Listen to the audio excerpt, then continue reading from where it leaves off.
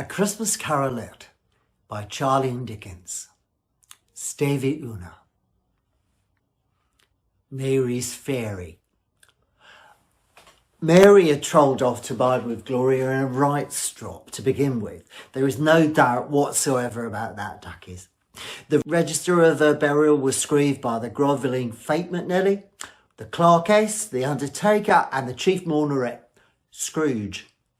Screeved it. And Scrooge's name was boner upon change for anything he chose to put his famble to. Badge Mary was as dreary as a decades-old Polonomi marriage.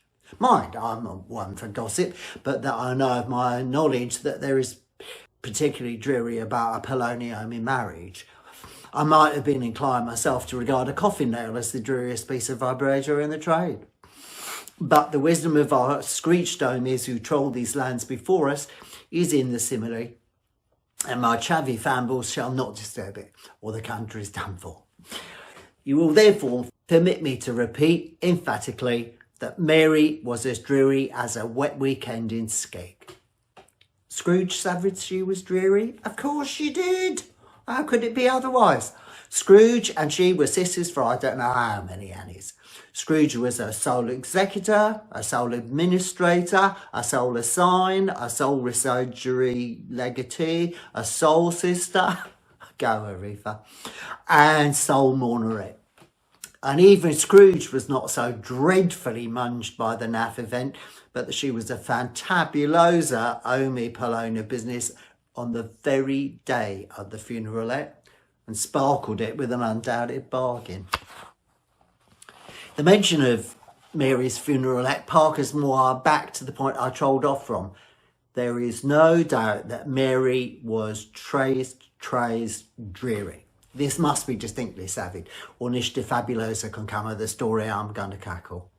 If we were not perfectly savage that Hamlet's badge Omi minced off to bide with Gloria before the play began, they would be nish more remarkable taking a stolen the notchy in an easterly wind upon her own hill bats than they would be in a breezy spot. Oh, cackle, St. Pauline's Grotto, Gloria's Grotto Yard, for instance, literally to astonish her Polone Javis Nelly mind.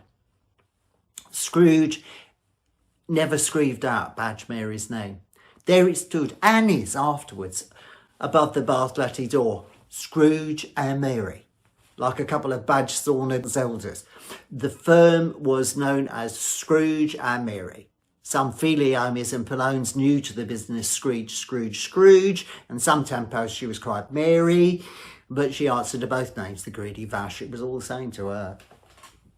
Oh, but she was a tight-fisted with her handbag at the discotheque Scrooge. A squeezing, wrenching, grasping, scraping, clutching, covetous badge vash. Harder-faced and sharp as flint from which no steel ever struck out generous binker faintment. Secret and self-containment and solitary as an oyster. The ice within her froze her badge features, nipped her pointed a song, shrivelled her cheek, stiffened her gait, made her use red, her thin lips blue, and spoke out shrewdly in her grating cackle. A frosty rime was on her head, and on her eat ryer, and her wary chin. She carried her own low temperature always with her. She iced her office in the dog journos, and didn't thaw it a una degree at Christmas. Miserable bitch. External heat and cold had little influence on Scrooge. No warmth could warm, no wintry weather chill her. No wind that blew was bitterer than she. No falling snow was more intent upon its purpose. No pelting rain dowry up into entreaty. Ginge weather didn't know where to have her. The heaviest rain and snow and hail and sleet could boast of the advantage over her in only una respect. They often came down famblesomely, and Scrooge never did. She was colder than a Zelda's foof. No Omi ever stopped her in the street to cackle with gladsome Vardis. Bona dear Scrooge, Dolly to Vardieri, when will you troll to ogle me? No beggars implored her to bestow a trifle. No feelers screeched to her what was o'clock. No Omi Pilone or Pilone ever once in all her life inquired the way to such and such a place of Scrooge. Even the Nanty Vardasman's Peris appeared to know her, And when they rided air trolling along, they'd tug at their owners into doorways and up courts, and then would wag their tails as if they screeched, "No ewe at all is better than none of you, munge master." But what did Scrooge care? It was the very fatement she liked, to flounce away along the crowded paths of life, warnings all Omis Polonies with nada sympathy to keep their distance, was what the knowing Unas screeched bollocks to Scrooge. Once upon a tempo, of all the Bona journos in the Annie on Christmas Eve, Badge Scrooge sat busy in her counting lassie. It was cold, bleak, biting weather, foggy withal, and she could hear the Omies and Polones in the court outside go whizzing up and down, zhazhering their fambles against their breasts and stamping their plates upon the pavement stones to warm them. The city clocks had only just gone 3, but it was quite munge already. It had not been sparkle all day, and flaming bushes were flaring in the windows of the neighbouring offices like ruddy smears upon the palpable brown air. The fog that came pouring in at every chink and keyhole and was so dense, Nancy, that although the court was of the narrowest, the lattice opposite were mere outlines. To ogle the dingy cloud come drooping by, obscuring everything, Una might have thought that nature bided hard by and was brewing on a large scale. The door of Scrooge's counting latte was open, that she might keep her eye upon a clerkess, who, in a cod bijou cell beyond, a sort of tank, was copying letters. Scrooge had a very bijou bingo faintment, but the clerkess's bingo faintment was so much, very, very much more bijou that it farded like Una coal. But she couldn't replenish it, for Scrooge kept the coal box in her own room, and so surely as the clerkess came in with a shovel, the mistress predicted that it would be necessary for them to part. Wherefore the clerkess clobbered up in her white fur and tried to warm herself at the flaming bush, in which effort, not being an only Polonian butch imagination, she was multi now. "Oh, Dolly Christmas, Auntie! Gloria save you!" cackled a Bona cackle fatement. It was the cackling fatement of Scrooge's nephew, who came, matron, upon her so quick that this was the first intimation she had of her approach. "Bah!" screeched Scrooge. "Bugger off, you messing cow." She had indeed so buggered herself with rapid trolling in the fog and frost, this nephew of Scrooge's, that she was all a puff. Her eat was ready in Bona, her hue sparkled, and her breath heavy like a Polone ogling new rigorbats. "Christmas to bugger off, Auntie," screeched Scrooge's nephew. "You don't mean that, I'm sure." "I do," screeched Scrooge. "Dolly Christmas? What right have you to be Dolly? What reason have you to be Dolly? You're naff enough." "Come then," returned the nephew outrageously. "What right have you to be a nark? What reason have you to be cod? You've handbag enough." Scrooge, having no better answer on the spur of the moment, screeched "Bah!" again, and trolled after her with an "Up yours, bitch." "Don't be cross, Auntie," screeched the nephew. "What else can I be," screeched the auntie, "when I bide in a world of heteros as this? Dolly Christmas? Out upon Dolly Christmas. What's Christmas tempo to you but a tempo for paying bills and anti-denali? A tempo for finding yourself an Annie Badger and not an hour with more handbag? A tempo for balancing your glosses and having every item in them through a round dozen of months presented dreary against you? If I could act Dicky my will," screeched Scrooge indignantly, "every mad mental shenley who goes around with Dolly Christmas on her lips she'll be boiled with her own knickers and buried with a stake of holly through her thumping cheek. She should." "Auntie, is it your wagbrink?" implored the nephew. "Nephew," returned the auntie sternly, "keep Christmas up your own, Harris, and let me keep it in mine." "Keep it?" repeated Scrooge's nephew. "But you don't keep it." "Let me leave it Nanty then," screeched Scrooge. "Much boner may it do you. Much boner it has ever done you, bitch." "There are only Polone fakements from which I might have derived dolliness, by which I have not profited, I dare cry," returned the nephew. "Christmas among the rest. But I'm sure that I have always thought of Christmas tempo when it has trolled around, apart from the veneration due to its sacred name and origin, if anything belonging to it can be apart from that, as a Bona tempo. A kind, forgiving, charitable Dolly tempo. The only tempo I know of in the long calendar of the Annie where Omis and Polonies seek by una consent to open their shut-up orifices freely, and to think of Omis and Polonies below them as if they were really only passengers to the grave and not another race of creatures bound on other journeys.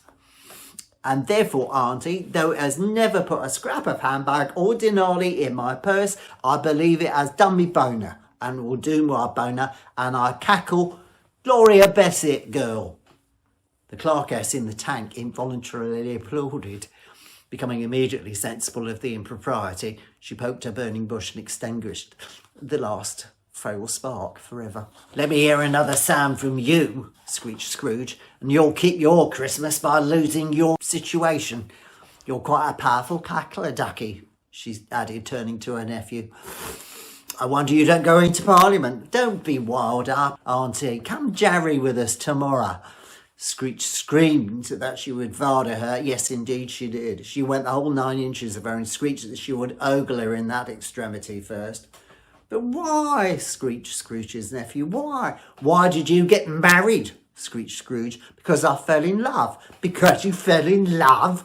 Narked Scrooge, as if that were the only una fakement in the world more ridiculous than a Dolly Christmas. Boner afternoon, you skank vash. Nay, Auntie, but you never came to ogle me before that happened. Why give it as a reason for not coming now?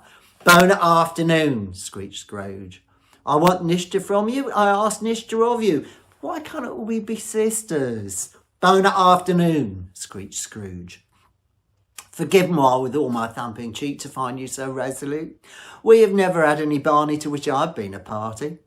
But I've minced down here in homage to Christmas, and I'll keep my Christmas humour boner to the last. So, a Dolly Christmas, Auntie. Boner afternoon, screeched Scrooge. And a happy new Annie, by bitch, screeched Scrooge. Her nephew swished out of the room, Nancy up a wild screech, notwithstanding. She posed at the outer door to show her lunch to the clerkess, who, badger she was now warmer than Scrooge, for she returned a flash of her cleavy cordially. There's another Omi, muttered Scrooge, who overheard her. My clerkess with 15 denarii a week and a Polona fare and feelies cackling about a Dolly Christmas. I'll retire to Swindon. This mad mental fish, in letting Scrooge's nephew out, had let dewy other Omis and Polones in. They were portly Ursulas, boner to ogle, and now stood with their capelli off, fardering to do a turn. They had glossies and papers in their fambles and bowed to her, showing off their thews and meaty corribungus. Scrooge and Mary, I believe, screeched Junior of the Omis, referring to her list. Have I the pleasure of addressing Miss Scrooge or Miss Mary?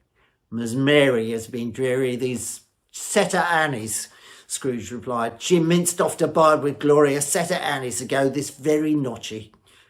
We have no doubt her reputation for a Dolly tempo with the Striller is well represented by her surviving sister, screeched the gentle Omi Polone, presenting her credentials. Boner credentials, I can cry you. Boner and meaty. Maisui, it surely was, for there being dewy kindred fairies. At the ominous laid Dolly, Scrooge was multi-nark and shook her head and flung immelderously their credentials back.